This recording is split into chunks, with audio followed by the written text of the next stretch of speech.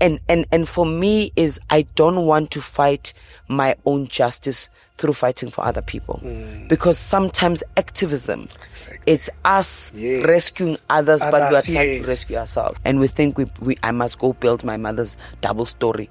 But that double story, you are building it on the foundation of witchcraft. I have lived many lives before this lifetime, and that's where my wisdom comes. And I have only this last one to ascend as a master. So I'm not coming back as an ancestor who's going to be demanding cows and goats to be slaughtered. I'm coming back as a master ancestor who will help you manifest dreams into your life. As far as the North Pole is from the South, we are bridging the knowledge gap from centuries past. We inspire you to find your true north. From Timbuktu to Alexandria, from the city of Johannesburg to New York, from the Zulus to the Dogon people, we are disrupting the knowledge economy. We are Sir Max Network.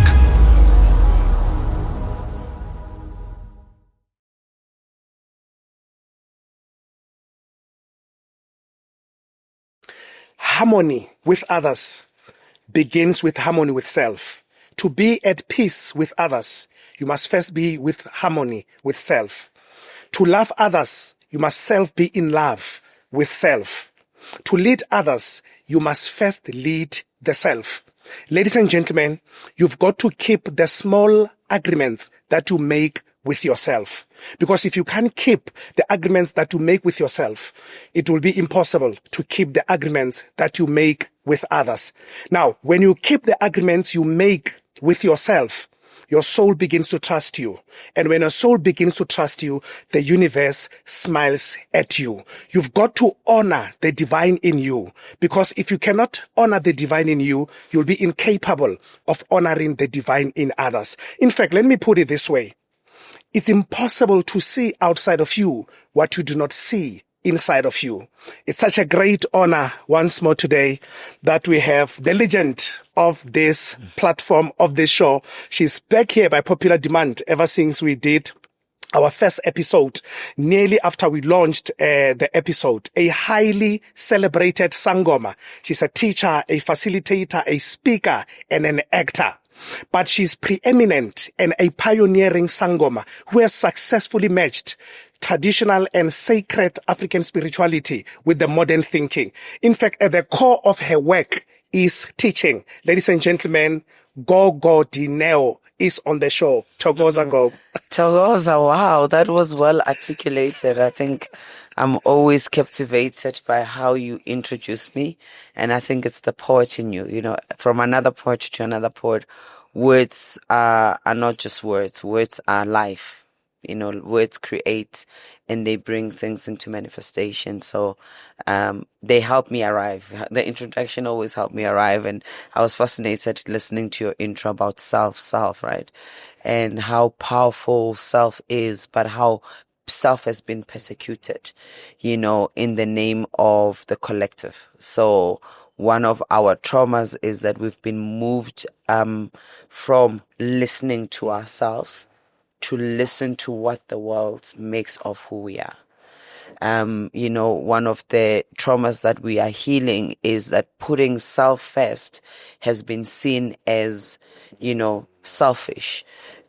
We have glorified self-sacrifice. We have glorified heroism, because in that way we can give the broken aspects of ourselves to others, thinking we're rescuing others, and therefore continuing on the cycles of trauma, cycles of violence, because we understand that you need to be God first before you can honor the God in others. So when people look at self, we sometimes want to label it as, grandiosity or narcissism, because what I've learned over time is that we all do have narcissistic traits in us, and they're not all meant to be toxic, because if I don't love myself, how do I know how to love other people? Then actually I go out there wanting others to give me what I don't have. And because I don't have it, even when they give it, I don't know how to receive it. So it's those things, we live in very turbulent times, but also beautiful, pivotal times. where we are really redefining a whole lot of things. So as a collective globally, we are breaking cycles of authoritativeness, of a minority dictating to the majority. We are moving away, the last time I spoke about religion, from these boxes that have been constructed for us, to have us be tamed, to have us keep in line and tow for the benefit and the profit of the minority. So we are breaking free from that. So sometimes when we break free, there must be chaos. The system must collapse in order for the new order to be born. Could only be Gogo Dineo. That prelude, amazing. Thank you for coming to the show, Gogo. We appreciate you. We love you. I said to you before we went live that you are the foundation. Yeah. You're one of the pillars that this platform is built on, because you are just so amazing. And thank you for believing in us. I think you believe in me. I think it's a mutual relationship, And when we speak about pillars, we don't know what it takes to make a pillar.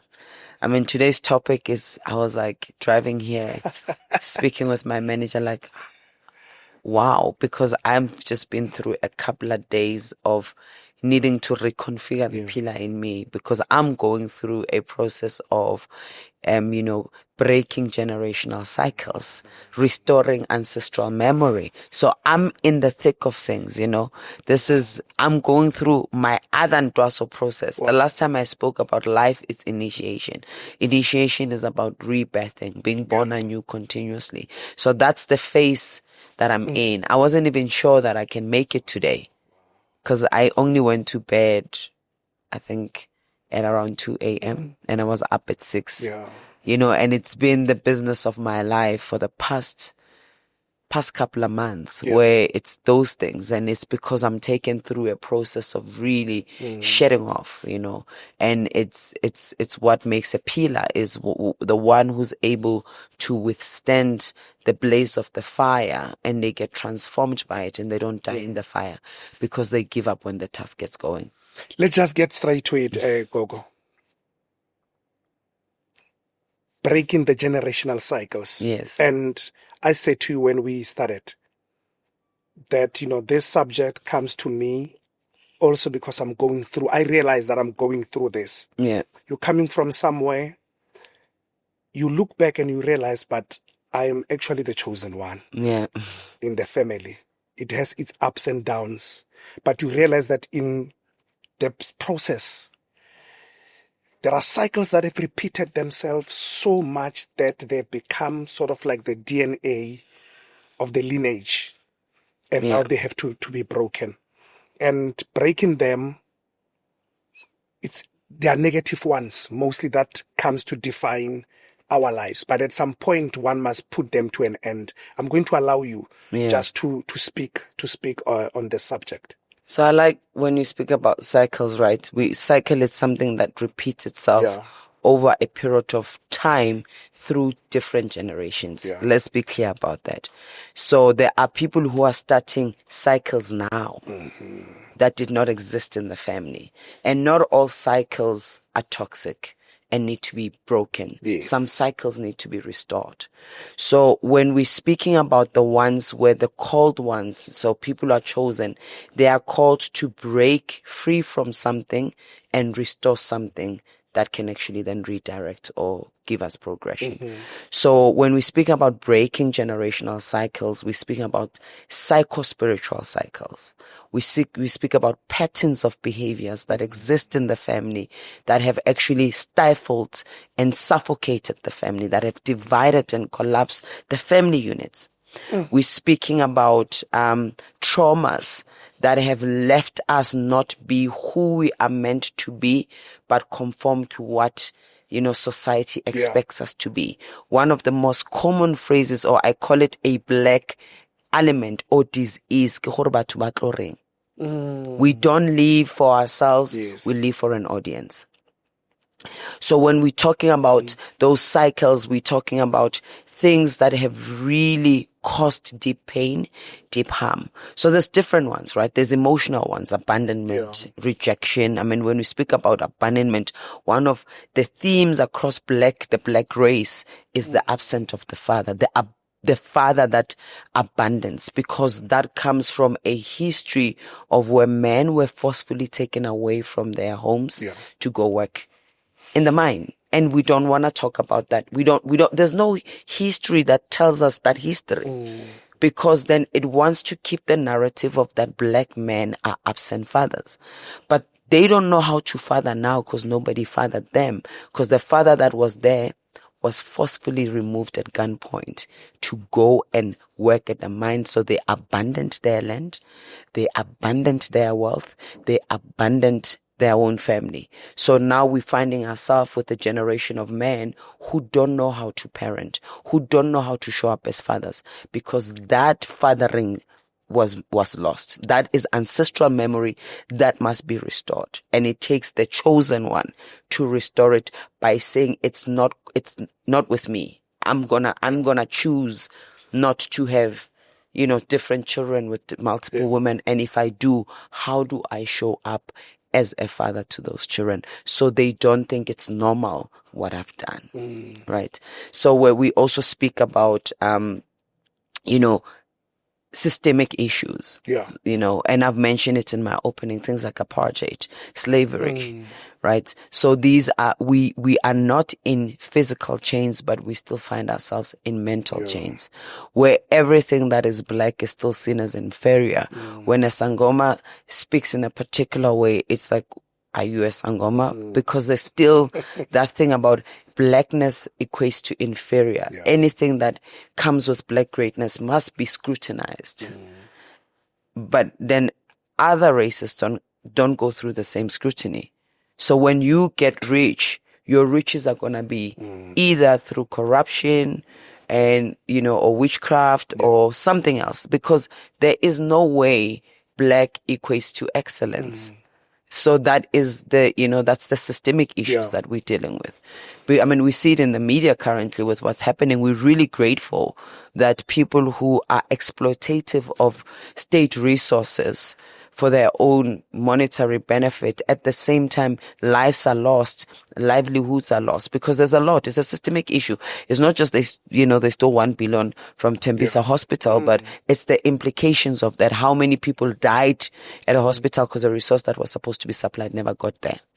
How many people lost jobs who were supposed to get jobs through that tender? So there's a whole lot of things. And how many people got killed who were, seen as a competitor to that tender. So you see the systemicness of it. So that's true. But if you look at when it happens with other races, even when we speak about illegal foreigners, we're talking about us who don't have a right to be in this continent because colonization told us that South Africa is only for those with an ID number that belong. So these are the systemic issues that we're looking. These are the traumatic events, because you don't walk around asking a Chinese person if they're legally here. Exactly. They can't even speak English. So that tells you a lot, right? But we're not bothered. We accommodate them. We accommodate. We don't ask. Other white people if they're here legally. We don't, So then we also look at spiritual cycles. So this is where we have been moved away from our ways of worship, our ways of engaging with divinity. So these are some of the things, some of the cycles, right? We look at behavioral patterns in the family. So where we have normalized certain behaviors and we've made it acceptable. We've made it acceptable. We are drunkards in this family. True. This is a family of, I grew up like that. We are all smokers. So where we have condoned bad behaviors because we say it's a family thing. So when we're talking about cycles, it's something that has infested our souls, but also altered our DNA. Now, whether some people don't know, whether consciously or unconsciously, the truth is cycles do recur. They do happen. And I'll share a personal example. My father died before he could turn 40. He was in his 30s. My mother never turned 40. as well. She was in her 30s. My elder sister, she was in her 30s. And I picked a pattern to say, but what does it mean? Does it mean this is the pattern? But I said, I'm going to be the first one to break this pattern. When I turned 40, it was a big milestone in the many cycles that have repeated themselves and they were accepted. Mm-hmm. So consciously, unconsciously, there's somebody watching the show right now. She or he's not aware that in fact there are patterns in my life. Yeah. How things end up in my life, whether with work. Mm-hmm. There are people who have accepted that we don't get married in this family. We can't keep relationships in this family. We can't be successful in so many of them, but these are cycles that have been encrypted into our memory. You see, the thing about cycle breakers is that they must also reveal a secret that the family doesn't want to speak about. Yeah. So when we speak about cycle breakers, sometimes they are the black sheep of the family because they're not willing to conform. They're not willing to say the reason actually we're not getting married is because our father's father was fathered by their own father. So actually my father, right, my father's father is the father. So it's in the family. So there's no father out there. So you're not getting married because your father is your uncle. And nobody's willing to talk about the pattern of behavior where actually there is a history of incest in the family. You know, and then we've had things like, right? But shaking through consent, not through cohesion, not through forced cultural practices for family preservation. What about self-preservation? Yeah.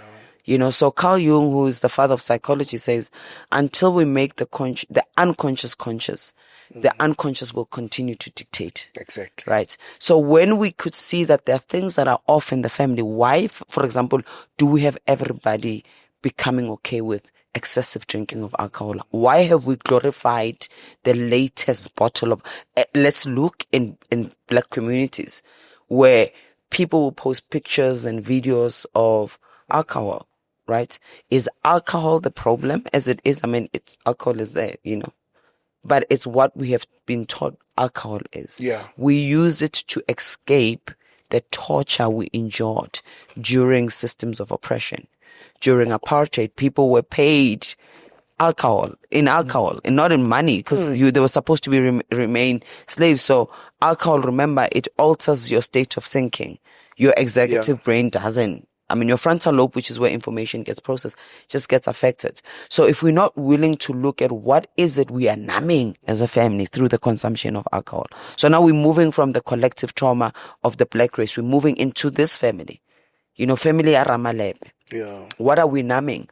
And it takes one brave soul to say no. You know, I come from a family of people who drank a lot, and I was just concerned as a child, like, it's so interesting. When everybody drinks, it alters them. They become something unpleasant. And I remember having a conversation with my mom. I'm like, so alcohol makes people be like that? What's wrong with alcohol? And my mom said, no, alcohol just gives people the courage to be who they truly are.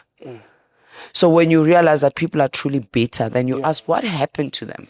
Because we're not born that way. We are made to be bitter. We are made to be violent. We are products of our environment. Yeah.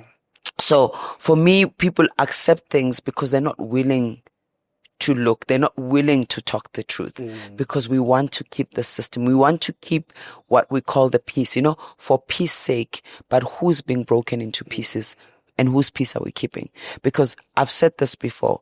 Secrecy kept in the family does not keep the family together.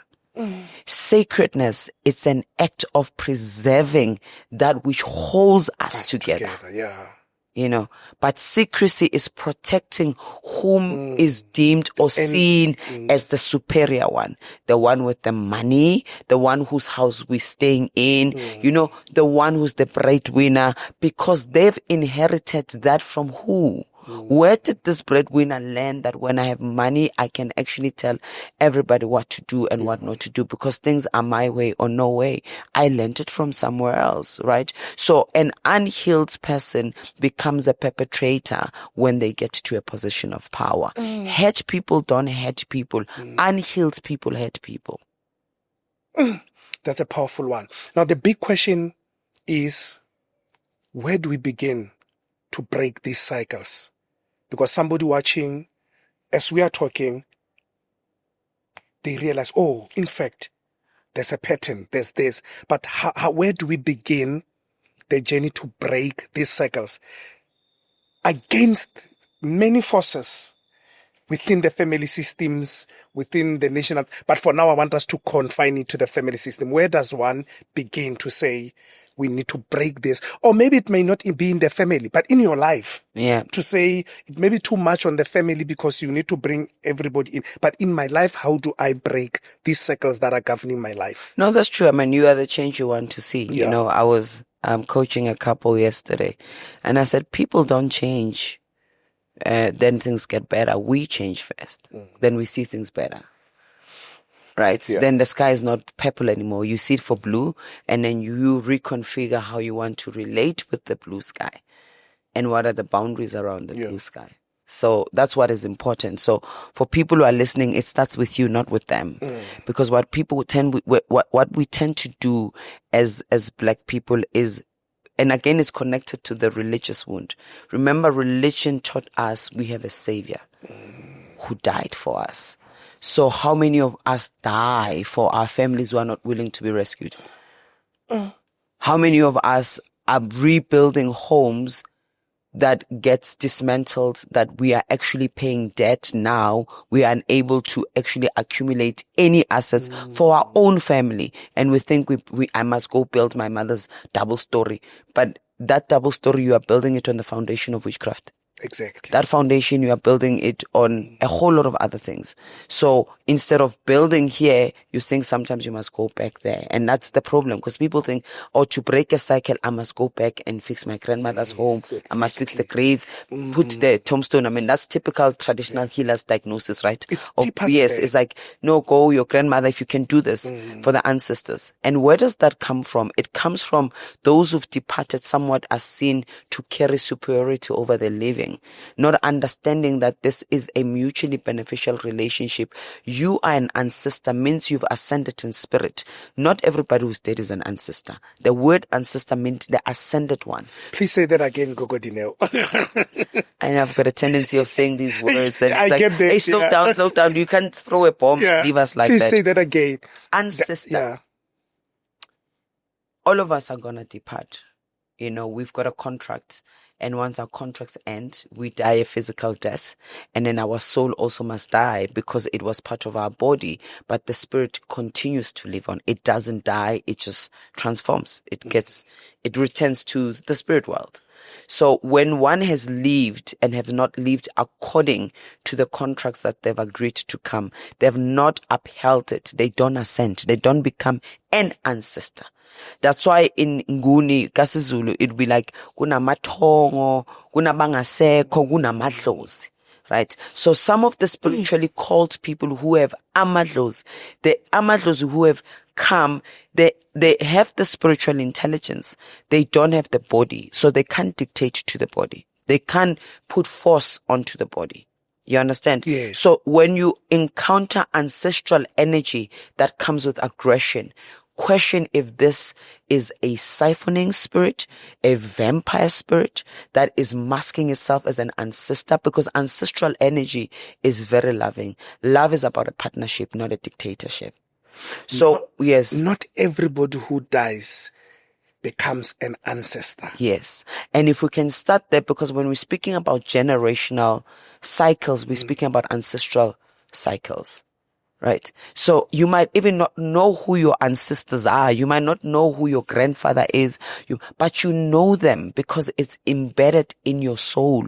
It's in your soul's memory, which we call the Akashic records.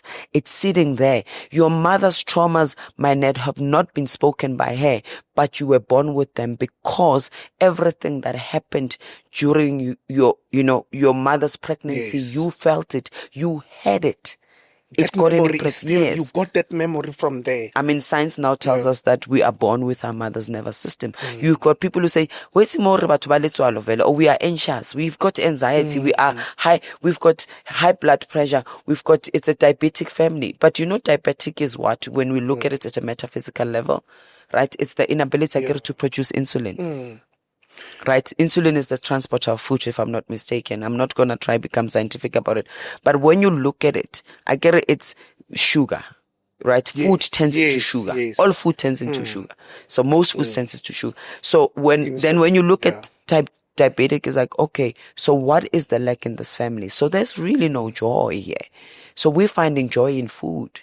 Because the minute you eat, your body releases things to tell you something. That's what the brain is wired for. The brain is wired for protection, and you eat something good, the brain's like, wow, this is so beautiful. You feel like in love. So some of us are making love to food and not understanding that the food what we are eating it's poison. But we've been eating like this in the family. This is how my grandmother cooked. Greasy, oily, you understand? Greasy, oily, fatty, sugary. Diseases. Yes. So they are not genetic.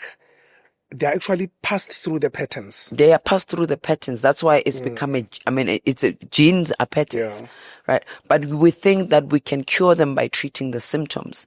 We don't want to ask that, why do we think food like this, that we very well know that it's poisonous to the system, it's food that we must consume? I mean, if you look at the African American culture, for example, right? Greasy, greens, everything's got butter. And if you look at the way they cooked, that is a way in which they had to survive not being at home. Fatty food, oil, warmth, heater. You see the resonance there? Yeah. Because in the thing I love about spirituality, it helps you see things beyond the labels of science. Exactly. Because science just wants, it's fat, but what does fat does? If you rub yourself with oil, it's going to generate heat. Right? It's going to generate warmth. So the food we eat called comfort eating. Why are we comfort eating? How come we can't self-soothe? We can't self-regulate. How come we can't do those things? And we're finding them through food. So those kind of foods were like, if people say that's how we cooked as Africans, no, this is how we cooked during turbulent times as Africans. This is how we cooked during apartheid in South Africa. Because if you look at how our ancestors cooked, if you remember when people say, I didn't despise, I didn't eat, right? We cooked with nature. We understood that nature was our medicine, and anything that was unnatural was poison. So it's possible, Gogo Dineo, that some of the traumas that we may be suffering from, they've been passed from the womb. Yes. Most of your traumas are passed through the womb. So if we don't heal the womb, then we will perpetuate. If we don't heal the divine those feminine, traumas, if we don't start to place the divine feminine in the womb, then Zalabantu at the center of our systems as it used to be, not as, the head, the neck. This thing is messed up. It's nonsensical because it's a European way of trying to create a hierarchy that doesn't work for us. Because for us, we understood the sacredness of the womb. I mean, like, you were made in the womb. The womb chooses to carry you or not to carry you. Because, it's in the womb. Yeah. When it's in there, it says, no, I can't. I don't want to carry this seed. Or the seed can say, I don't want to be living in this womb because there's just too much turbulence or there's too much turmoil. So when your mother conceives you and they break up with your father during conception, her distress is going to be passed on to you. Your father's rejection, when he rejected your mother, he rejected you when you were in the womb. Is that why rituals are important, maybe in that regard? Definitely. Ritual is a way of reconciling the body and the soul. Because once they disconnected, because remember, trauma disconnects. Yes. Trauma does a disconnect. So maybe let me explain. People think trauma is the event. right? Or it's the experience. Trauma is nobody being there when you went through that. So when we say it takes a village to raise a child, was to ensure when there is an unpleasant event, a child is not in it alone. A child has a circle of support. Because for us, communities were spaces of safety. But now communities are spaces of violence. Yeah.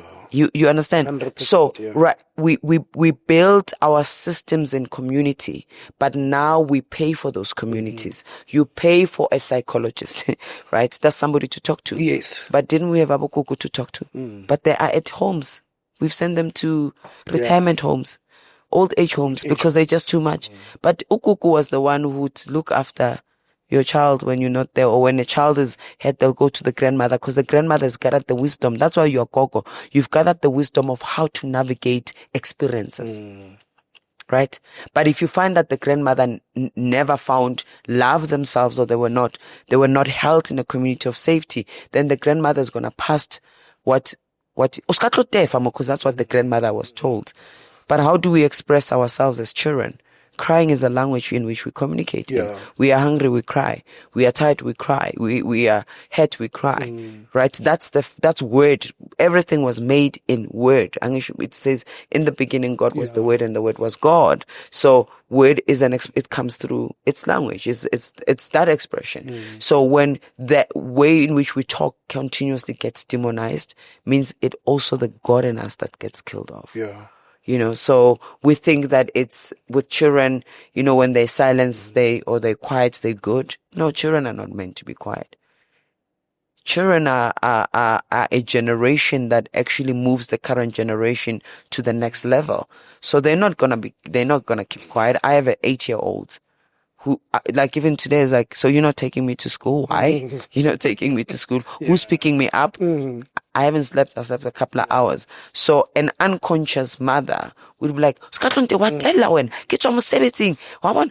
And then in the midst of that, Exactly. do you understand? So what are we saying to Trauma that? next Yes. time. You understand, the child cries, they cry alone, they're on their own. So what does that child learn? If you speak your truth, you encounter punishment. And if somebody speaks their truth and you can't handle it, punish them. And you begin to suppress your truth. You suppress your truth, but you also suppress your not only just your truth, your voice. And what has mother or father taught them is when things don't go our way, we punish, we persecute. Right? So the child learns behavior. Yeah. Children don't learn from our words, from what we just say. They learn from also what we do. Right? And she starts to behave and relate Yeah. like that with the friends. Even when he's a grown man or a grown woman, they know that when we have a different opinions or different views, we punish. Yeah. But I want to build a case here, Gogo Dineo. Please be patient with me on this one. Is it possible that we have at some point revered the wrong ancestors? And I want to expand with that.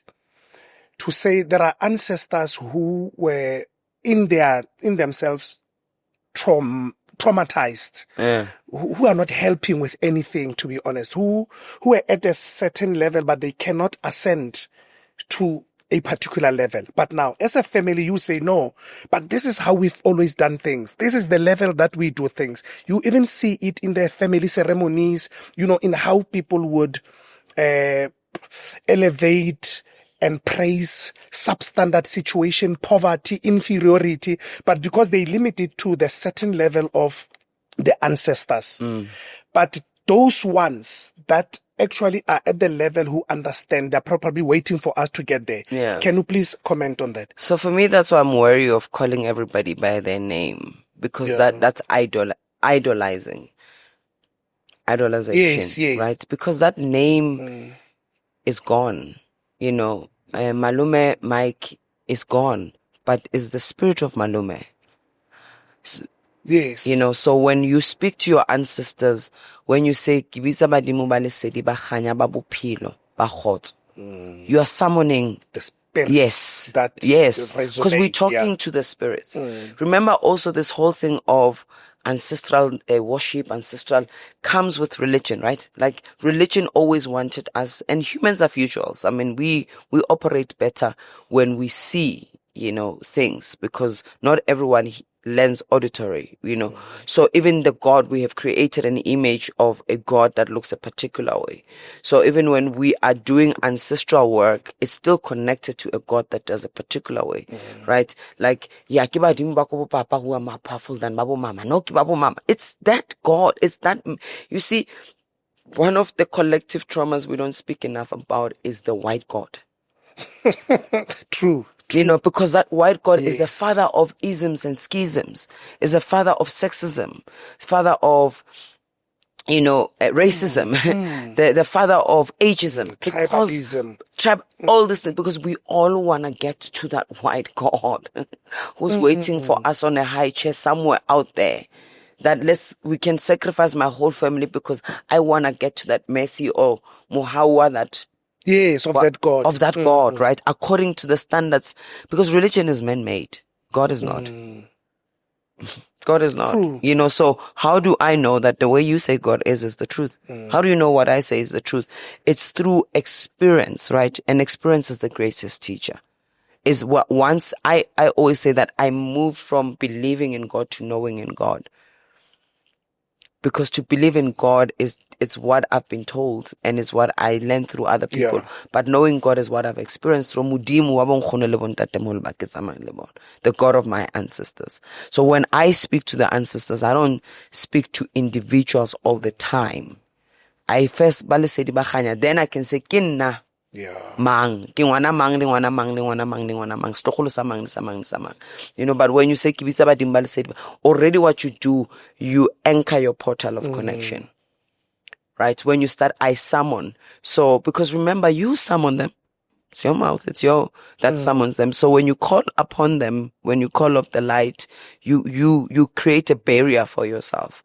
But the biggest barrier is your own intentions. Your purity of intentions is not how fancy Nkomo looks. It's not patlaring ka champagne and whiskey. It's the purity of heart, right? Because this is where everything is held. So when you are doing all of that, but you are harboring things inside of you, how do you expect yourself to be led in light and not be led in lie? Because the false ancestors, they will lead you into lie. I mean, we see this is where we have a lot of people who always excuse behavior in the name of their ancestors. Never take any form of accountability. Exactly. Like, it's just my father's trait, Your father is dead. What happened to you as a child is not your fault, but what you do about it as an adult is your responsibility. There comes a point in our lives where our circumstances do not dictate who we are, but we dictated on what we can do about what has happened to us. So even when we're speaking about breaking generational cycles, you said, where do we begin? Awareness is where we begin. Awareness is where we begin. When you are listening to me and you're like, this is nonsense, trust me, come and listen to it. Exactly. A month. Yeah. And if it's more nonsense, it's working, Yeah. Because sometimes it's in the nonsense where things are working. How I got my awakening was very uncomfortable. Was somebody questioning my God? Was somebody questioning my Jesus? But had I not had that extreme discomfort, I would have not went on to the call for change. Yeah. Because discomfort is a call for change. We think that when we are breaking cycles or awakening to the new, it must be at the mountain. We are meditating in God. We're hearing a voice of God like Moses did when he went, and that's a metaphor, right? But God speaks to us all the time in the most weirdest, unpleasant ways. But are we listening? Are we listening? We can hear, but it doesn't mean we have listened. Yeah. I had a conversation with one of my friends a few months back. Yeah. And she said, we don't talk much about the pain or the trauma that success brings. Yeah. The trauma of healing itself, breaking down this. There's so much that you have to go through, so much persecution that you have to go through in your way of ascending. Success, what people see growth. People only ask us about success, growth, how you've been able to get here. But that trauma, that pain that we go through, most of the time we don't talk about it. Most definitely, it goes back to what I said earlier on about how the collective trauma of black people is that anything black amounts to nothing. Yeah.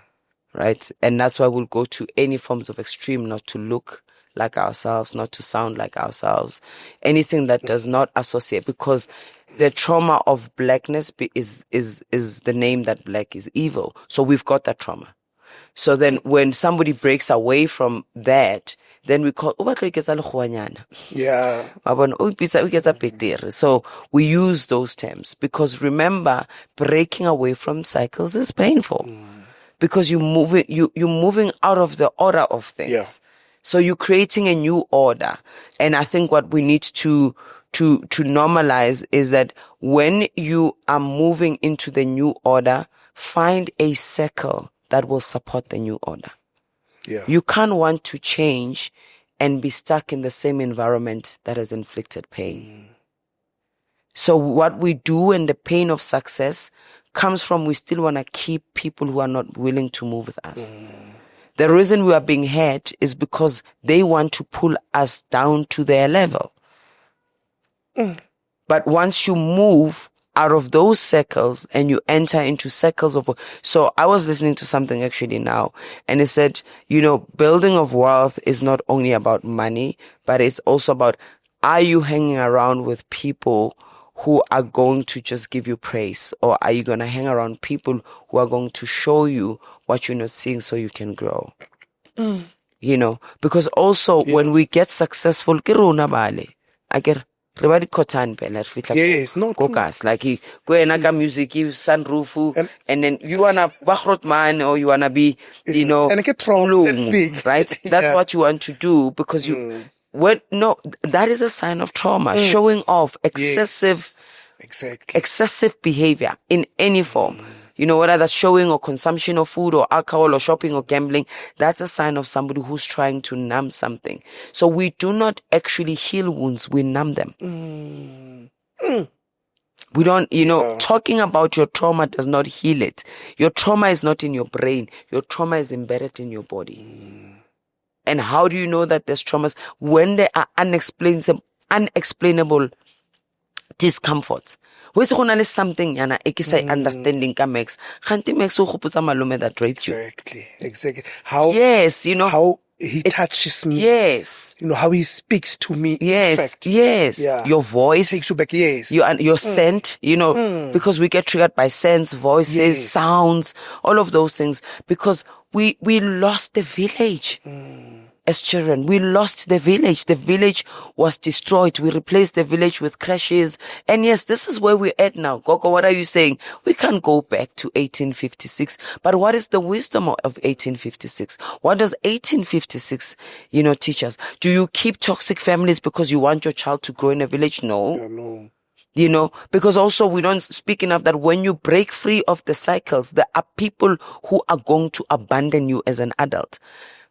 What I've learned is that actually the pain of where I'm feeling right now and where I'm at, because I'm not talking to my parents, it's not me now. It's the child realizing that when they failed as parents, the abandonment happened there. Right? It happened there. So when you go through abuse as a child, it is abandonment, it is rejection, it is many layers. Because remember, your primary caregivers, the thing a child needs is, I want to be safe. I want to be loved. Those are nice to haves. But making sure they've got clean clothes, they're well fed, that, they're taken care of. I mean, even now, I speak as a mother. I'm like, I don't know when I'm going to be sitting with my kids here, because all you do is work hard and wanting to give them a life that you never had. Yeah. Because you know how hard that life is. But we don't speak about how hard that is on the kids, because they don't see much of us. The ones who are becoming black successful families, we don't have enough time to be with our children. And what do? We feel guilty because women are expected to be CEOs and run homes, come home and cook and make sure to see the kids' diaries. And I know there is soccer and there's that. You understand? Then we get our kids competing with other children who have created generational wealth at our own bloodshed.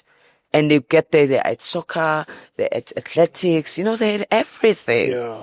And you can't because you've got that meeting because it's going to pay you so that you can pay the school fees. So do you see how complex this issues are? So if I can sit here and say, okay, 10 steps to breaking trauma, that's the Western way of thinking, right? So for me, one of the ways we can start to break free from generational things is can we create awareness of self? Can I be aware as Dineo at the things that create discomfort? And are those things uncomfortable because they break my values and my principles? We don't even know what our values and principles are. What do you stand for, Max? Let me ask you. What do you stand for? These are the conversations we don't have. You see, what do you stand for? We don't have. What is your no and what is your yes? And it's either I stand for God, then you become religious, or then you become the free-spirited who doesn't still have values and principles. So when we can become aware and get, you said earlier on, get to know thyself. Yeah. Know self, because we want people to be what we are not to ourselves. Yeah. No, right? We want people to come and complete us. How do you bring two broken pieces and think it's going to create a whole? We get into relationships because remember, systems are created by unions. True. But unions are made of different parts. So it's me and you. Then we come together, we create a family. And then when you come together, Pella, you don't come together as just you. You come together with your family and your ancestors. Yes. You see, many, many layers. So you come with everyone else and we think it's just the two of us. But it's never the two of us. Or you think it's just you, but it's never just you alone. Right? So your own awareness is be aware. Is this, my drinking? I'm aware I drink. Where's it? My father drank too, And I hear that actually then I hear this and this happened. That's how we ended up with this kind of alcohol problem in the family. And then what do you, so because remember when we drink, we don't always become pleasant people. Yeah. Like my mother said that people drink and they become themselves. So some people, they don't have the courage to be honest. Yes. They become recklessly honest when they drunk because it gives them a bit, I get about liquid courage. Yeah. It gives them a bit of liquid courage because these are people who their voices were not heard. So the only way they felt heard is when they have numbed a part of themselves through alcohol. I was speaking at a men's event a few weeks back.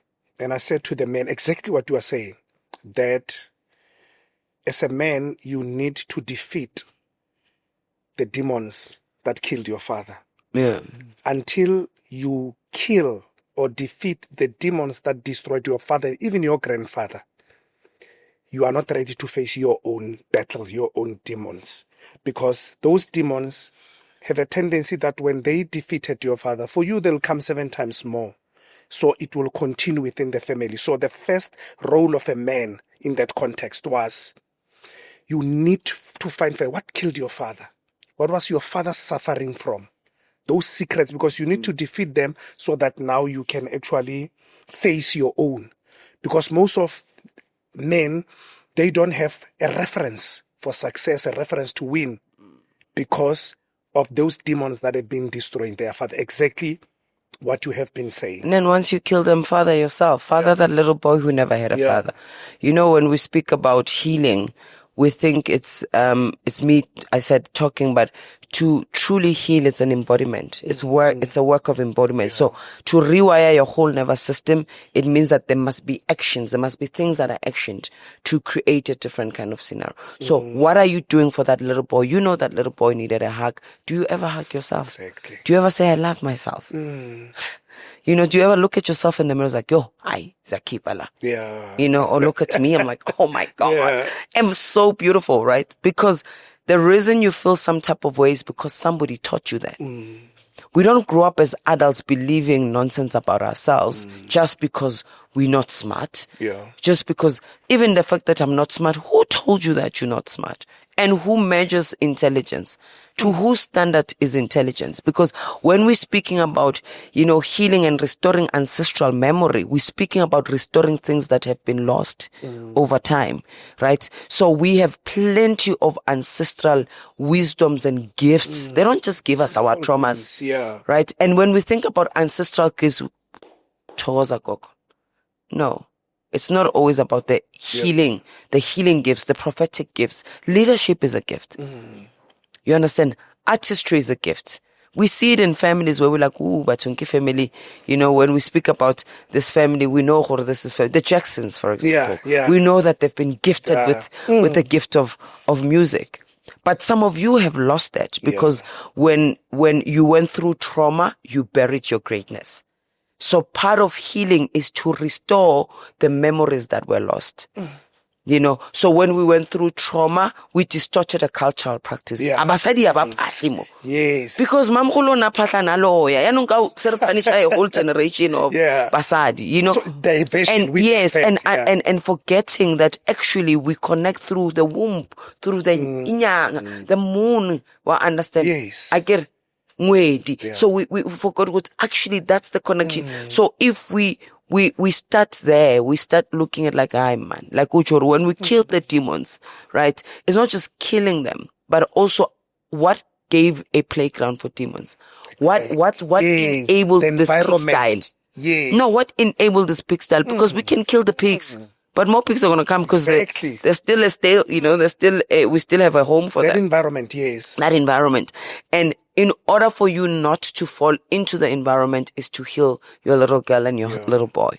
And we don't want to talk about those things. I don't want to go there. It's the past. Mara, I would every Friday one. It's not the past, it's the present. It's in the drinking of the alcohol. It's in your gambling behavior. It's in your ability to become a present father. It's not the past, it's the present. Your sexual behaviors. Yes, it's in your sexual behavior. That are looking out for an outlet as a to numb that. Do you know that during the 80s, political prisoners were forced to sleep with prostitutes who were injected with HIV and AIDS? And now we think black men are promiscuous. You see, do you know that your ancestor in your lineage, that one of them was a political soldier? That behavior, that way, or I've got this sexual edges. Well, understand? It's when you were molested as a child, as a boy, and then by men who told you this is a man thing to do. So it's in, you see, when I say that when we look within, besides looking outer, within has a richer story, and within is more painful and it's much longer, it's much harder. So sometimes the easier route is to fix the exterior, not the interior. Because remember, it's to fix the exterior. Because the exterior, it's what people will see, but we have no peace. We have no contentment. Double story. That they don't and they don't even. Mama unali 70. Double story at 70. But you just want people to be like social class. But it's the thing. That's what I'm saying. We do not heal. We cope. All of us, myself included. I mean, I was like, but I've been in therapy since 18 and what's going on? And the part of me now, it's really asking me to shed off. And to shed off, Samex, sometimes you will have to lose everything and start from afresh. Because everything you've built on a false identity. And it's that very identity that is poison, that is continuing a cycle that you are trying to break. We think breaking generational poverty is just about getting a job, being a professional, starting a new business. It's more than that. It's a level of consciousness. There's a lot of people who live in big houses but are poor. I watched your conversation last time where you broke down. With Relebogile. Yeah, with Relebogile. And what did that do to you at that point? Amazing people like you, you're strong, you always give people this is how to go with it, but I saw you breaking down and challenging a part of you that probably has been there and we have not fully confronted it? I think it's again the batho ba tlo reng part. You know, that's a syndrome. My mother always used to say when I tried to speak up or say something, "Nana batho ba tlo reng," you know, like it was always about other people. So for most of my life, that disease has been trying to be batho ba tlo reng. So when I came to teach, I didn't come to teach because I was impressing people. I taught because it's at the heart of my work. It's my calling. It's what I signed up for, right? But as a teacher, I always felt like I needed to, you know, one of the things that would frustrate me is when I leave, you Gogo Dineo, we can't leave with slippers. I'm like, I want us to wear slippers. No, but you know, and that built on that batho ba tlo reng thing that my mother.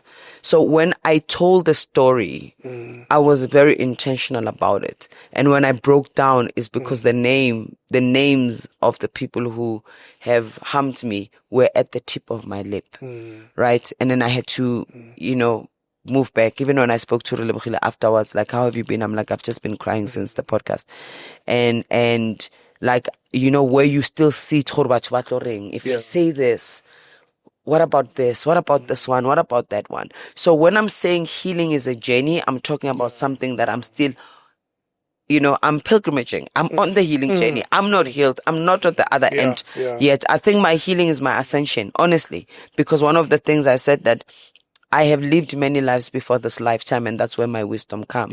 And I have only this last one to ascend as a master. So I'm not coming back as an ancestor who's going to be demanding cows and goats to be slaughtered. I'm coming back as a master ancestor who will help you manifest dreams into your life. That's where I'm heading to. I'm heading to the master's table. You know, all the masters, all the master teachers, that's where I'm headed. So it's good for me to know that, but it's hard for me to journey into that. But Because, when you went to that conversation, were you intentional that today I'm going to talk about this part of my life? No, or I was just came... No, I was intentional that I want to talk about Gogo Dineo. Me, because it was there when we got the podcast and we briefed them that I don't want to talk about a topic. Okay. Right? Today we're not talking about me. We're talking about a topic. I can use examples of me to enrich the topic. As you always do.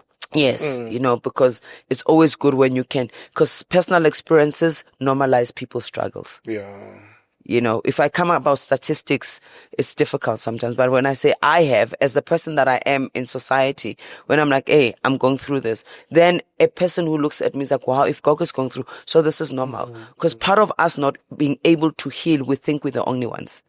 We've abnormalized our pain, and then we numb it through substances and things. So when I went there, I was like, no, I want to talk about me. Let's talk about me, my life, and what I've been through, you know, because that on its own, it's what has molded the wise Gogo. But let's speak about the woman, the woman behind the wisdom, because everybody wants the gold. The wisdom. Yeah, everybody wants to touch the gold, but they don't want that dark thing because it's messy. And that's why some people are like, oh, why do you say this here? And I'm like, you see, why do you say this here? Maybe you're one of the people. Want to police. Yes. No, but it's two things. I remember I used to be very uncomfortable with people named and shamed their perpetrators. Very uncomfortable. Like, do you really have to say that? Heal in private. But who am I to dictate how one must heal? Exactly. Because it's not a wound. We might have experienced rape, but we didn't experience the same rape experience, and we don't have to deal with it the same way. You understand? So I used to be I couldn't comment. Even now, I can't comment. I rarely comment when there has been issues of sexual violations because my inner child just collapses. You know, she gets paralyzed by those things because somewhat it feels like when I'm like, because and for me is I don't want to fight my own justice through fighting for other people. Because sometimes activism, it's us rescuing others, but we are trying to rescue ourselves. 100%. And because we're doing it and we think it's passion, but we don't see the aggression and the blind spots. This is where you find that, you know, somebody just tweets, hooray, Semex did this, then we all jump on Semex. Exactly, yes. Right? It's not that we don't believe you. Your story is your story, but your truth does not always mean it's a fact. 100%. You know, so this is where I find myself in. Sometimes, you know, passion in activism, it's actually a masked pain of unhealed wounds. because that's where I was a feminist at some point, because I come from a history of I've been violated by men. So men in my life, men in my family, my primary caregivers, different kinds of men. So I was seeking justice for myself through finding justice for other people. But what it means is that, am I listening to what they need from me, or am I offering what has not been asked of me? How many people go and then they end up not seeing cases through because Dineo was there. The man I wanted arrested is my perpetrator. So if they arrest you, somewhat I think I'll find my own justice. My own justice does not come in advocating for other people's justice. It comes from advocating for your own justice. And now you don't regard yourself as a feminist? I regard myself as... because I think once I regard myself as a feminist, it means I think the principles, one of my principles is when I do work and then I need services, I consider black women, then black men, then anybody else afterwards, right? That's always, if I'm developing something or I'm doing something, I'm like, say, somebody who can do this. Who's a black woman who can do this, right? And I remember in one other podcast I said, but does it mean then you're a feminist, right? These labels as well, we don't understand because they came with Western paradigms, like feminism, it was white women who were being oppressed in the West.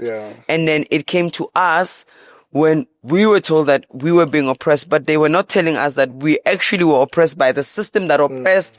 Like I said, that history of black men being taken away.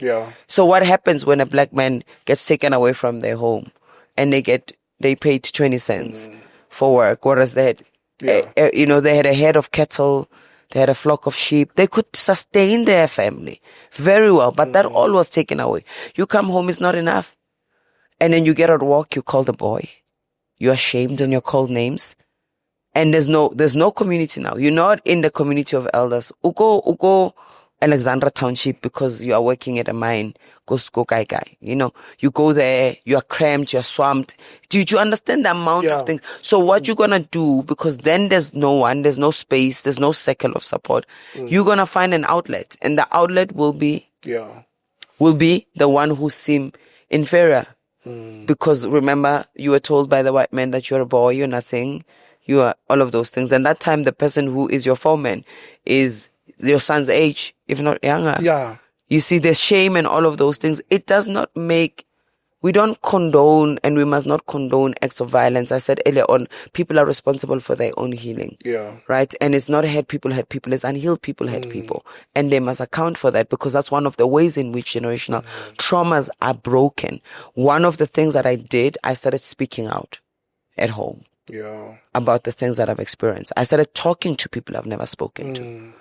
And people would be like, but why are you speaking about it now? But that's why trauma rewires your functionings. Trauma rewires you in the corner, right? It rewires you. So I'm not talking. My justice is not gonna. I don't know, Semex. You can call me maybe 2-3 years now, and case. I don't know what's gonna be on the other end. But what I know at the core of it is what I have experienced as a child. I don't want my children to go through it. Because I lived in big paranoia. I was that overly protective man. There's a way in which you are protective, but there's protection and control are a thin line. So for me, I needed to start to see, now this was becoming quite controlling, but protecting. Like my daughter wanted to go I've never met that friend. I've never heard about that friend. We were away on the weekend and I said, you are coming back. If that friend, they can come and play in our yard because there's auntie there.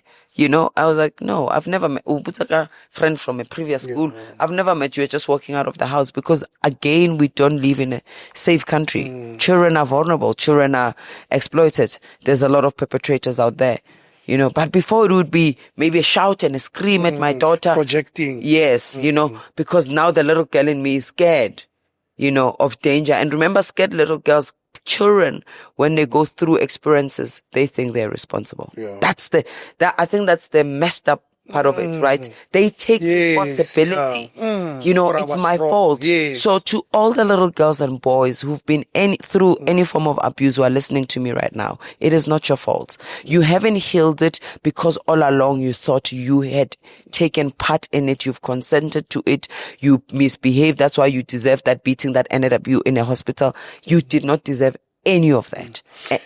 There's no amount of anything where somebody can say they deserve as a child. What is your view, Gogo, on people now, particularly women, who are weaponizing sexual encounters? Yeah. Who come out and lie and say, no, I was violated and they were not. And lately there's been becoming so rife that now the society cannot see the difference between true experiences and stories and be treated with that great level of sensitivity and agency that it needs, because there are now those who are weaponizing it. An unhealed victim becomes a villain. So they have been violated, but not by this man. You know, so I think compassion is important when we look at stories like this, because who in their humane self can accuse anyone of such a gruesome act? It means something in them is deeply broken. Mean people have been bullied, but they're not even aware maybe they've been bullied, and they spit venom. But do we not hold them accountable? We must hold them accountable. I think the important thing is, you know, when we find at the same energy and traction we put in people being held accountable for their crimes, we must also start to see that as a crime. Yeah. You know, because we are not going to break a cycle and create another toxic cycle. Because breaking a cycle is to bring things into harmony. Yeah. It's about restoration. It's about harmony again. So this is not breaking a cycle. When people are saying, I'm speaking about it, I'm going to tell people I did. Yeah. That's not, you're creating another cycle. Transecting. You know, yes, because what is happening, what I see on the socials now is, you know, which is very disheartening, because it's black men and black women at each other's throats, calling each other names. How are we going to build black families? How are we going to build black communities? How are we going to restore if now we are attacked at each other? You know, where you find black men just like, you know, this is not the way. You know, we're pouring petrol into fires and thinking we're standing for our own. So sometimes that's why I moved from feminism, you know, or, you know, these kind of movements, because even as a Sangoma, right, people can look at me, but Gogo, you're an activist, because to be an activist is you're actively involved in a particular way, but a particular cause. But Mina, I'm for things, you know, I don't want to be anti this and anti that, because that is going to drive me into an energy of aggression. As a survivor of so many acts of violence, I'm not going into violence to solve problems. You know, I need to move myself towards building for something. One of my favorite teachers, I know you love him, Wayne Dyer, said, be open to everything, but be attached to nothing. There's a story you once shared, Gogo Dineo. I'm not sure if it was a parable or what. Long time ago, we were doing a radio interview. Yes. Of a German guy that you met. Yes. And he impacted your life in a way. Yes. Was it just metaphorically, or? I'm not sure if I know quite a German people. You'll remember that if that's yeah. Now I want us to talk about acceptance, self-acceptance, and we've been touching on it ever since we started the show. Yeah. That even when you are blessed, you shrink. You don't want to say it. You don't want to show it. Yeah. When you are going to meet, when you're going to family gatherings, so you always want to play small so that other people don't feel intimidated by you. You have something nice. You don't want to fully enjoy and embrace it because it looks like, he's making himself better. His self-acceptance. I'm no longer there. I'm no longer living that life. I'm now on a totally different level. But at the core of it is the feeling of worthiness to say, I am worthy of all the good things that are happening in my life. Well, we're speaking about the things about privacy and paranoia. right? People are paranoid, but they're not even aware that they're paranoid. Because remember, it comes from the trauma of when we had, it would be taken away from us, right? Either, through an act of violation or, misuse of the resources. I'm like that. Yeah. Right? Sometimes I think if you go, I'm like that. yeah, So I'm asking, if you look at my socials, you won't see me post doing a video of my house, my car, or, if when I buy something new, I don't, because I always have the fear of going back. Exactly. Right? Of going back. Same here. Yes. Yeah. So the fear of being poor again, because poverty is traumatic. And that's why hey, poverty is traumatic. Very traumatic. At a physical, emotional, spiritual, and mental level. It's very traumatic.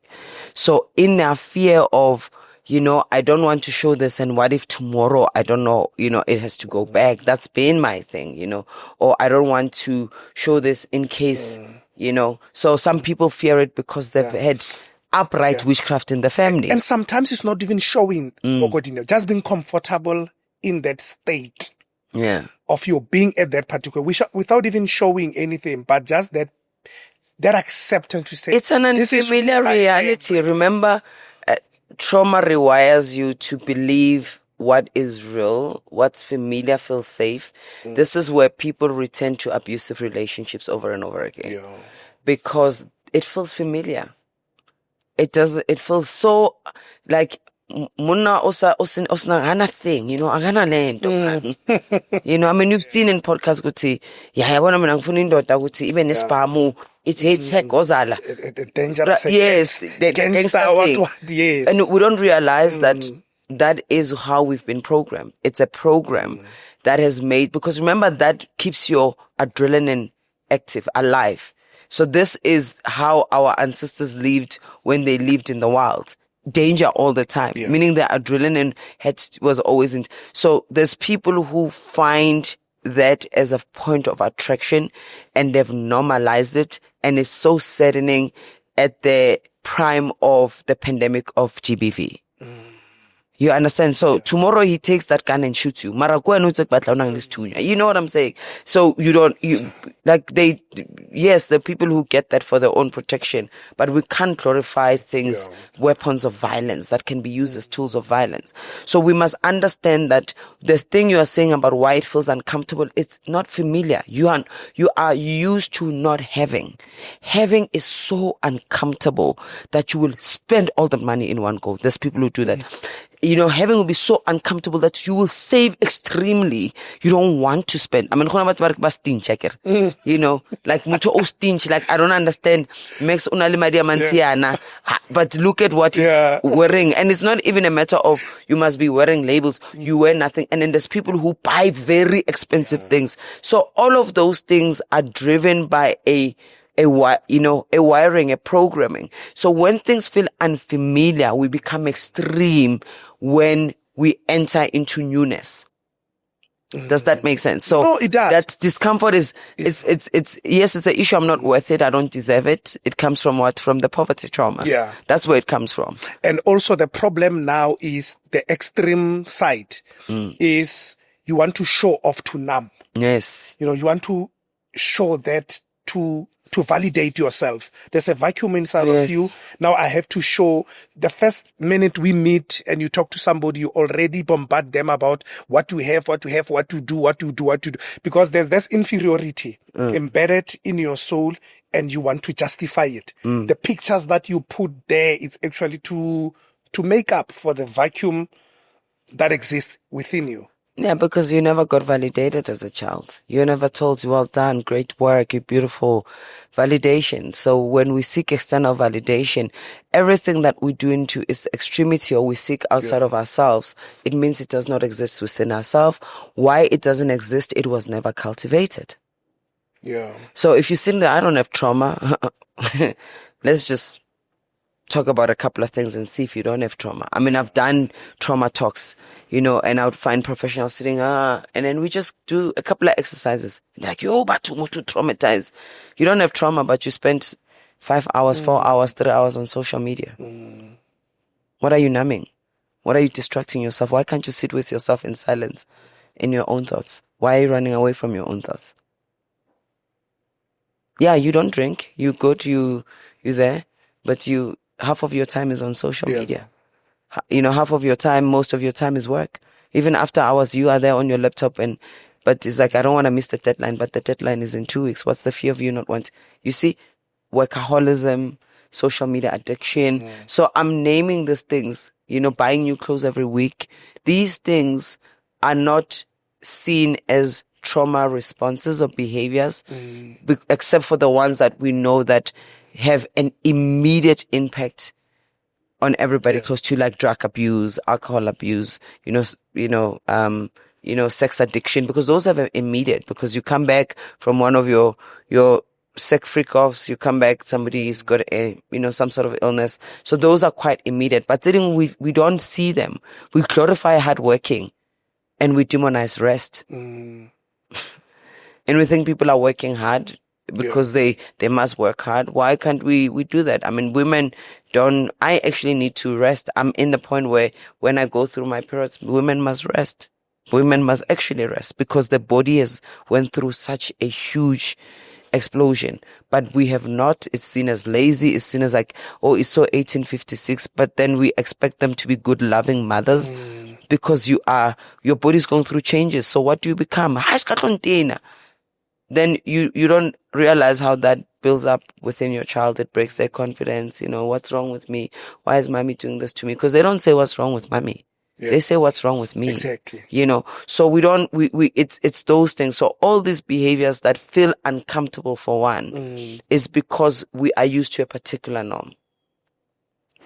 It's very familiar. We go for the familiar even if it means licking at the barrel of a gun. We go to the familiar even if it means we come out with 5 black eyes. We go to the familiar even if it means we are drowning in debt. We go to the familiar even when we have a liver failure. We go to the familiar even if we know that we are actually at a 100 CD4 count. We go to the familiar because that's what trauma does. I was giving a talk somewhere and this woman came to me after the session. She said, Semex, I've been married for 15 years. I've never seen my husband naked just by choice. It's either I have to sneak up on him, or even if I find him in a shower, he will quickly cover himself and then he will leave. That has been my life for the past 15 years. Trauma. That's what we're talking about today. Breaking cycles. It's about breaking generational traumas. So, it's somebody who's also not comfortable in their own body. Why? Because something happened to him. We don't speak a lot about men and sexual assault at all. At all. Older women violating younger boys. Because when a boy comes like, hey, who's Koko, Baba? Hey. Zuma old lady, I win a game. But you feel filthy. You feel wrong. It feels like that, so there's things that we have actually glorified and we're not seeing how we are perpetuating violence. We've got men who are violent now. It's those things, it's complex. There's no, one way. I say to people, I remember I had a conversation with a feminist on, how Kgoroeadira is one of the root cause of GBV. And she wasn't wanting to believe it. Like, Johnny. So now I'm like, 1, 2, 3, 4, 5, 6, 7, 8, 9, 10. Because even in work, because I've worked in the GBV space for a long time before I became Gogo. When I became Gogo, then I said we cannot look at GBV from a white lens. We must look at it within the context of black communities, right? And one of the common things in black communities, and that also is a driver of GBV, Kgoroeadira. How many people come back to Kgoroeadira? Semex Gogo. So it does exist, Kgoroeadira. I thought it's just a talk. It does. It does. I've also, there are times where you get teachings on it because, and you're like, yes, if people can know what goes into Kgoroeadira, it's not just muti, it's filth. It's filth. I think it's somebody who they are so low in themselves that they think the only way to be better and to feel good about themselves is being in relationship with this person. Yeah. You must have been This one person. Yes. You know, it's when you are at rock bottom. Again, a person who hits rock bottom is a traumatized. It's a little child who says, I want my toy. This is mine, mine, mine. If you're not going to have it, nobody else. What do men do? I'm going to unalive you. I'm going to kill you. If I can't have you, nobody can. You see? So women, but there's men, but it's a Kgoroeadira as well. The other one, kila mfune like a 5. Yeah, I was saying. Togo's I'm cool. It's a man. Togo's Coco.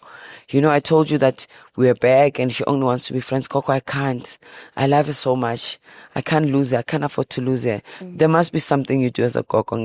What would be that thing? Because she's explicitly expressed where she stands with you. What is it I need to do? To change her mind. And you must accept it and respect it. No, and I was like, what must I do? Would tell me, it's like, hi, Gogo. You know, not saying it that. Yes, no. But you understand, Guti, it's manipulation, it's distorting, is really tampering with somebody else's psyche there, you know, because you are infiltrating entities of a person. And that's why the repercussions are so bad.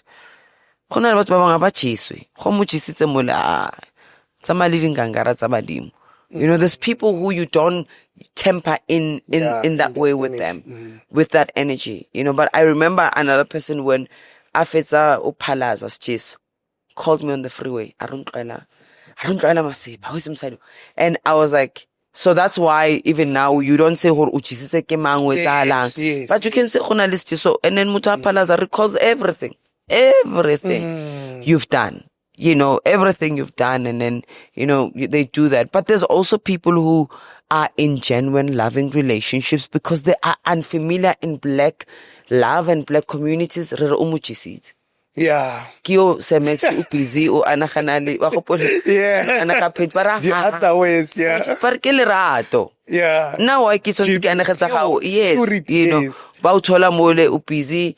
Changes that. I mean, you know, that's how with my husband was. But tola mole dijana. Yes. Baboki ansangwana. Yes. Or atlapi someone. Mama how do you atlapi someone? Because we also have not experienced love, men and women in black families loving each other. Right? Because all we've experienced is these single households. So when something is unfamiliar, we become quite uncomfortable with it, even if it's what we need. So even if you are in a relationship that is healthy, that man is boring. I get out cheek. I get out for gupi manj. Where are you? Video calls, endless text messages. Yeah. Because we've normalized. I grew up knowing if a man doesn't hit you, they don't love you. I was born in the 80s. How many now, maybe that story has a new iteration of it. If he doesn't support me financially, exactly. You know, if he doesn't do that, so then we actually then we continue the cycle sometimes thinking that we're breaking them, you know. So the whole aspect is we can't just want to normalize behavior because we call it a cultural practice. Wow. If it is killing our nation, that cultural practice has become unhealthy. Must change. It is a people that made it. It is a people who can break it. And it's a people that can create. What are the new cultures as black people that are healthy, that we see that they collectively move us forward as a nation, that we want to build? And in healing the ancestral memory and also restoring, I think the balance is what we should let go. It's no longer serving us. Yeah. And those principles that we retain in this. Yeah. But generally people want to keep everything. No, this is how we've been doing it. This is how it's done. But it's no longer serving us. Because I see Gogo Dineo, when you listen to most of the divorce stories, at the core of it, it's actually trauma. Those relationships were destroyed by a common thread, which is trauma that manifested itself. Because in a relationship, you can't hide it anymore. It's two children who are trapped in adult bodies trying to have an adult relationship. It's disastrous, right?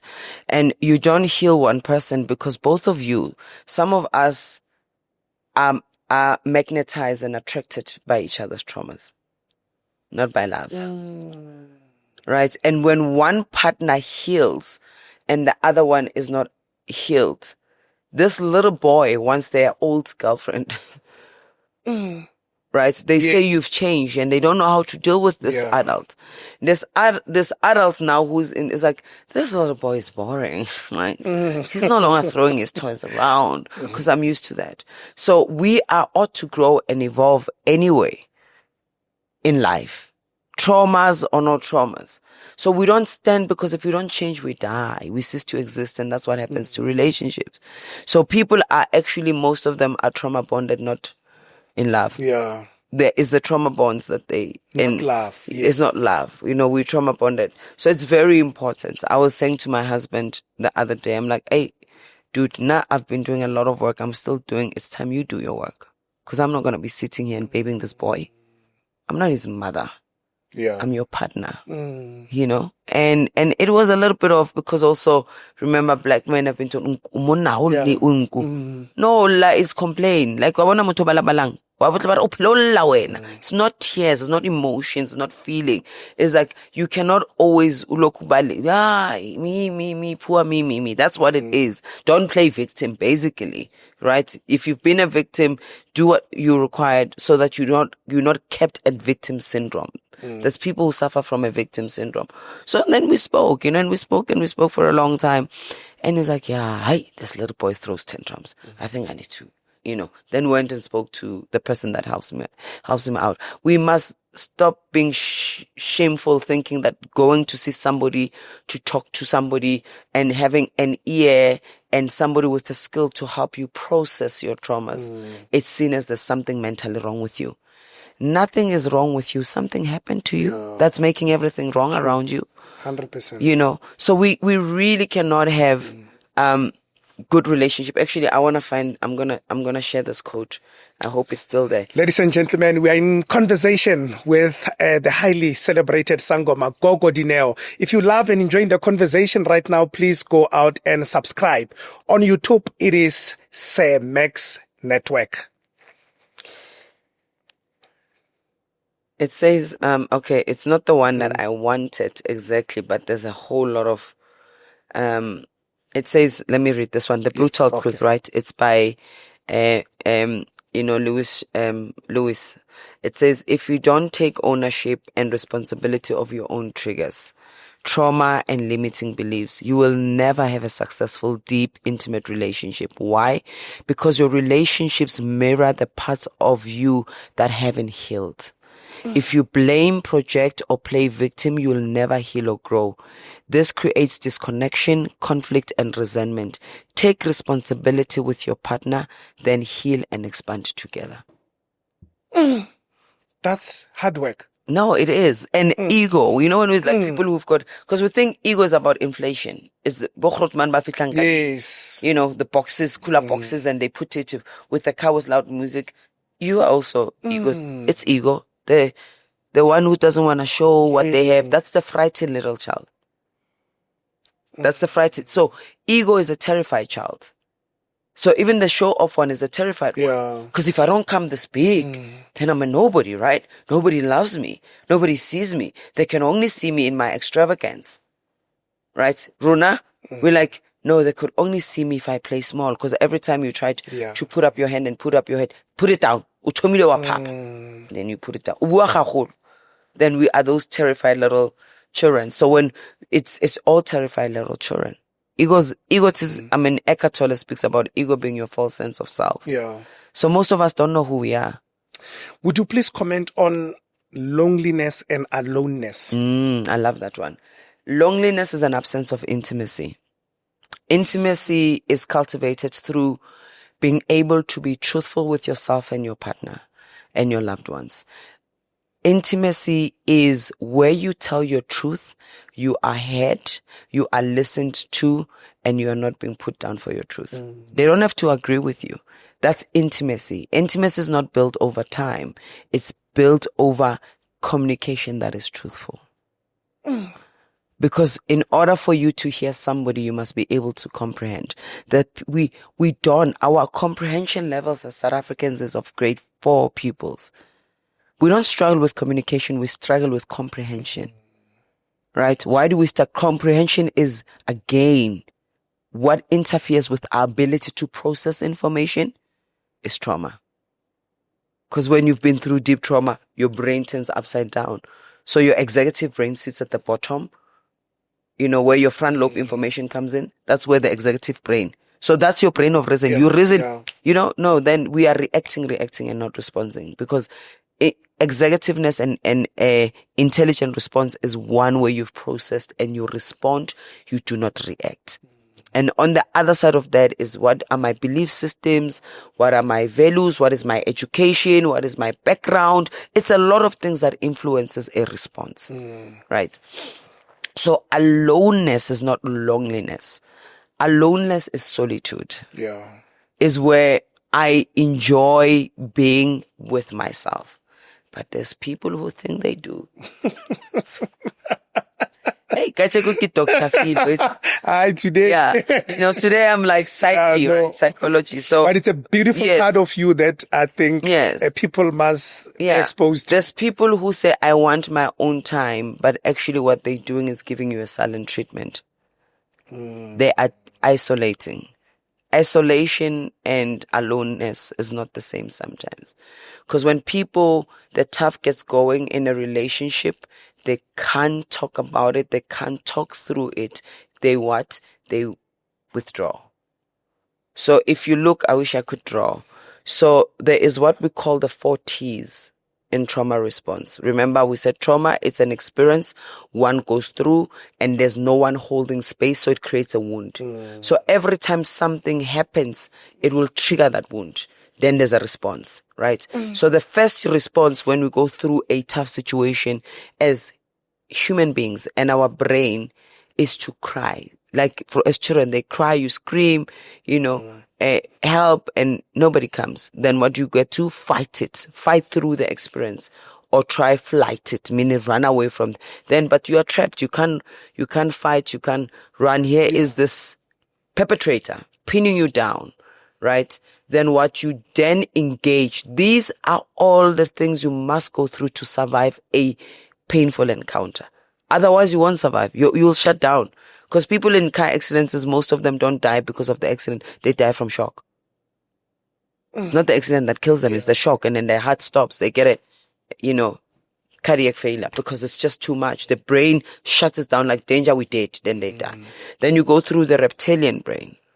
So the reptilian brain is where we call where you freeze. That's the people who I want my time. No, why do you always, when we get here, you say you can't talk about it? When are we going to talk about it? Because it's okay to say, I can't speak now. I'm feeling a bit worked out and I don't want to lose my temper. Let's recess and we'll reconvene in 10 minutes. Yeah. Right? And in 10 minutes it says, this is how I'm going to feel safe, because I don't feel safe every time when we are arguing, you call me names. So if we refrain from addressing me as the problem, but the issue or the behavior that I've done as a problem, then there's something else. So they go into phoning, which is people sometimes, I just want to be alone. No, you are running away. Yeah, you are giving people silent running away. treatments. Yes. These are the people when you ask them to account for a behavior, I'll block, then unblock you. Or they don't, they blue tick you when you are saying to them, but dude, or hey, msadiwe, what about this, that you said you're going to do this, you're not doing this. So they give you this, I don't know, I just want to be alone. So those things are different. So we need to understand that everything has a shadow, and we develop those shadows as a way of surviving our traumas. So that's just how I am. I'm just this loud. But your loudness is hitting people's ears. Your loudness is not met with grace. Your loudness is not well received. Could it be that your loudness is the problem and that's not how you are and who you are? It's just what you learn to be heard, but you can still be heard without being loud. At this stage of your life, how do you describe yourself? Okay, let me give maybe a little context. Yeah. Are you still fine to be just called a Sangoma? Or you think you have evolved beyond just that? That is part of your life. My introduction said I am a preeminent Sangoma who merges, indigenous traditional healing practices with modern thinking. And it further said, at the core of my work is a teacher. Yeah. But a teacher is made through learning. So how I describe myself is I'm a student of life. Because mastery is built through learning. Life is a continuous learning journey. And that's where I'm at. And where I'm also at, I'm realizing I'm not becoming a better version of myself, because that on its own says there's something wrong with me. But I am actually returning to my true version. You know, I was talking to someone a few weeks back about the same thing. That I feel sometimes I'm losing my how I used to be known and be positioned in the market. Because now I'm going into the fields, the terrains that actually might white off, how I used to be known. And it's scary sometimes because you look at the market, how it's going to respond, appeal and all that. But it's you naturally move towards the ocean. And in you moving towards the ocean, you're going to drop down a lot of what probably appealed to the market and to people to get to the core of you. But it means it was never for you to begin with. Yeah. Right? So when you return to yourself and you are no longer what you used to be, what you lose was not yours in the first place. It only benefited those who could exploit, manipulate it. So that which is truly meant for us celebrates or our it was involvement. A part of the story, not to stay there, but just as a transit point to take us to the ocean. And maybe it was just a leaf. He needed to serve this time. Yeah. But leaves are beautiful because they return back to the ground and they become a fertilizer for the tree. But we have attachment issues a lot, so because we human beings thrive in connection. That's what makes us different from all these other things. Connection is at the core of us. But a lot of us don't know how to connect. We were taught to attach. And there's different types of attachment styles. If you look at there's people who are anxious, we call it anxiety attachments, and then there's people who are avoidant attachment. All of these things are built from those experiences that we went through and we had no one by our side. Yeah. You understand? So a child falls off a bike and then they come in crying and their mother hits them. Oh, my baby, sorry, what happened? It's the bike. Wa papa, gizenka bicycle e. What does that? Yeah. You see? What does that register in the brain, in the nervous system? But if, oh, my baby, I'm so sorry. Where does it head? Come, let's go wipe it. It's going to be better. You see, so the child. It's time when you do want to. Yes. So it's those things. So we can't undo what is done.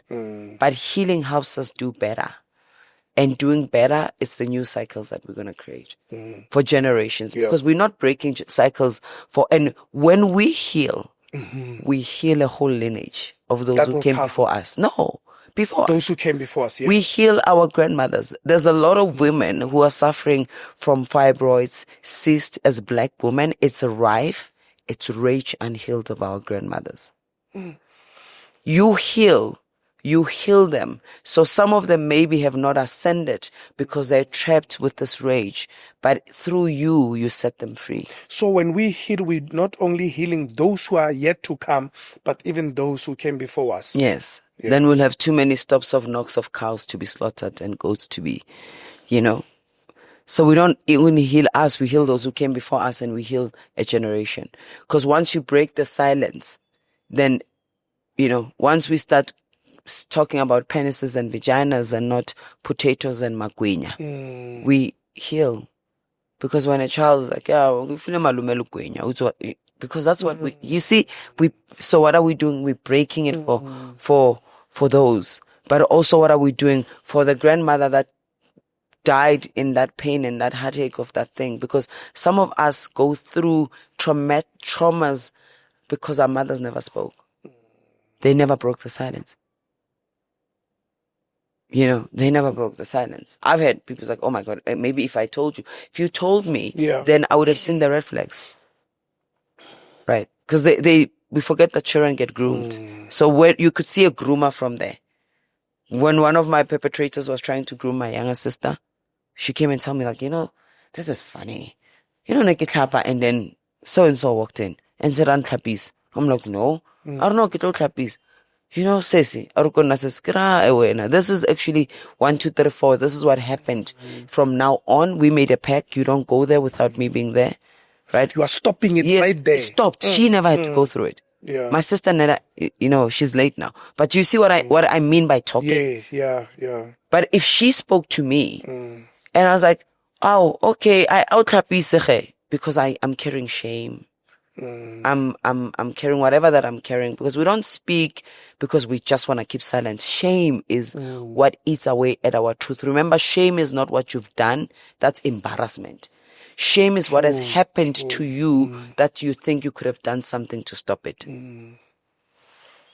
Psychological terms. Finally, as we wrap it up, Gogo Dineo, where does one begin? I know I've asked this question, but I'm thinking of somebody watching the show. Yeah. It keeps on taking them back to say, but where am I going to start? The journey of awareness. Yeah. Where is it going to start? Just a simple, practical advice that somebody can follow. It starts with your struggles. Because we don't just become aware like a light bulb. A point to look at is the things that I'm struggling with that have seemed to become repetitive cycles. I'm struggling with being in relationships. Can be all these people you are dating or you're in relationships. So there's something with you too, right? So that's what you start, areas of, and what you could do individually is to say, okay, let's look at this. Yeah. Right? I want this exercise. In relationships, for example, what are the things I liked about them? What are the things I didn't like about them? And then you write them down. Afterwards, you change that to say, I like myself when I don't like myself when I. Because relationships are beautiful mirrors. But when they mirror demons, we don't want to look at them because they're nasty. So it's not the nasty in them, it's the nasty in you that keeps on attracting the nasty, Because if you're a dustbin, we throw rubbish. Yeah. So if you're attracting rubbish, it means you're a dustbin. So you write those things. So at least that awareness. And I think before you might want to do something, just read up on stuff. There's a lot of, this podcast has taught a lot of people, right? There's a lot of information right there about trauma, healing, people like Gabo Mate, Peter Levine. There's a whole lot of people who write about trauma in a way that, you understand. Dr. Bruce Perry. I'm just throwing these references. Somebody might say, I don't have the resources to help. Yeah. And if you do, your journey begins there. Your journey begins. And I want to emphasize it is a journey. People do something once a symptom is elevated, they think they've healed. But you've just not. The same way we bandage with alcohol, the same way we do that. So what has happened to you is not going to be bypassed. You must go through the storm, not over the storm, not around the storm. And going through the storm is when you can have safe people hold you. So even if you do not have resources to go see someone, there's a difference between, I'm not a therapist, I'm an inner child coach. Coaching is different because I work with you to work with the inner child. Therapy is beautiful because it helps us remember, recall, speak it out, but it does not heal the inner child per se. No, because the inner child is healed when we walk through the journey with the inner child. So it's those things. Have someone. It's always good to have a good someone. You know what? That's your pastor. Yeah, somebody to speak to. When it you feel, go online and look. Journal. Let's normalize journaling. When you are feeling and you don't know how to express it, write it, draw it, dance it. You understand? Walk in the sun, walk barefooted. Those are the things. Don't drink it away. Yeah. It's not gonna, so writing what it does, it also releases the trauma because it's a physical act. You see, when you write it like that. Yes. But most of all, I can say the best way to heal is grace. Give yourself grace. Connect with nature. Be kind to yourself. do the things that you like. Yeah, I think you've summed it up so nice. Journal. Yes. Journaling is very... Remember when we had Dear Diaries? I think some of us survived our traumas because we had Dear Diaries. Right now we don't have Dear Diaries. We've got TikTok. So if you're gonna, don't avoid the problem by looking at how other people are bashing other people. Look for people who are doing this kind of work, who talk about this kind of topics. It's always a great honor, Gogo Dineo, to sip from your cup of wisdom. I learn a lot myself. And thank you very much. Please come back to the show. Yeah, I think the next time I come, I'll be there, because I'm here. I'll be... Then I can even have more to share. You'll be where? I'll be here. Oh, you'll be a master. You are already. So but it's that. Thank you very much. We highly appreciate you to have these conversations with you. Thank you so much. Thokoza. Thank you. Ladies and gentlemen, make sure that you subscribe to CEMEX Network on YouTube. It's the only way that we can keep on having such high-level conversations with people like Gogo Dineo. I am CEMEX. Kamaku.